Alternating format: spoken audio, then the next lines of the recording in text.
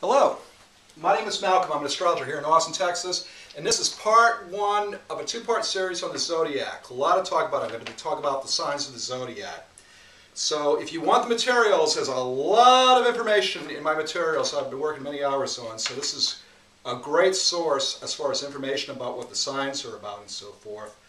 I also include the number ruled by the sign, the gemstones ruled by the sign, health concerns for the sign, and what colors pertain to the sign. Go to ashdarcommand.net, click Spiritual Blogs on the toolbar, type in Astrology next to the magnifying glass, and then look for my ugly mug with the word free next to it, and it should be near the bottom of the blog. So it's going to be one of me near the top. That's videos 1 and 2 on the houses and the planets. You're welcome to click on that and copy and paste it if you want and watch the videos and so forth. But this portion is going to be on the signs of the Zodiac from spring equinox to fall equinox.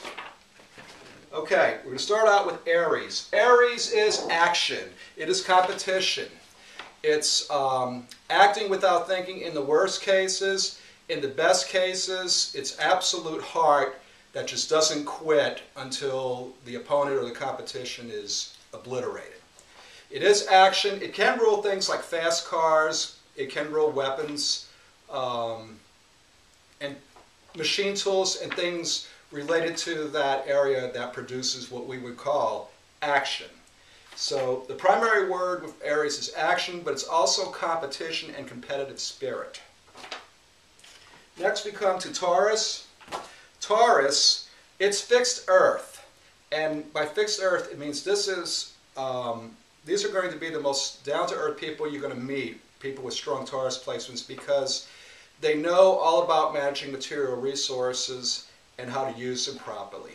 It can rule things like banking and finance and real estate as a result, but it can also rule things like luxury goods, luxury services for people, specialized services for people, and it can rule involvement with artwork and theater and so forth.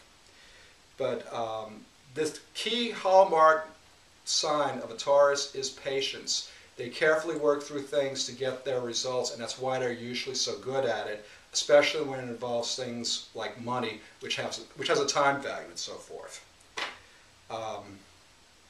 And I think that's all I'll do for that one. Okay, let's go to Gemini. Gemini, it's mutable air, and it's one's intellectual and thinking capacity. It can represent debatability as well, but it's the aspect of ourselves that we use to look for our information, the media, to decipher and get what we need and move on to the next. The problem with Geminis is boredom, and as a result they usually like to leave the TV on or the radio on or whatever, as long as there's some kind of media going on, even if it's no purpose. Otherwise, there is a purpose, and it's to gather facts. And the key word with Gemini that I've noticed is they're the nonconformist of the Zodiac, meaning once they have all the facts and everything lined up that they are aware of, that's where they're going to go with, no matter what part of the apple cart may get upset. Okay, let's go to Cancer.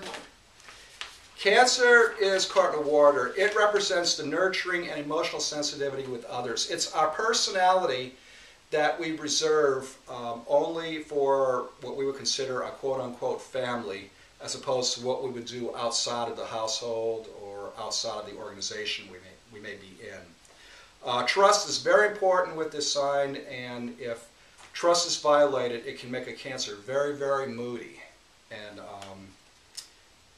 And sometimes it can be a real problem for a Cancer, especially if it's depending on the level of trust that's broken. Next we come to Leo. Leo represents fixed fire, and it rules the sun. The symbol for the sun, incidentally, is the circle with the dot in the middle. That's Leo. Leo likes to be the center of attention in some way, whether it's in professional activities or leisure activities. If they can't get it at professional activities, in the leisure time, they'll get there.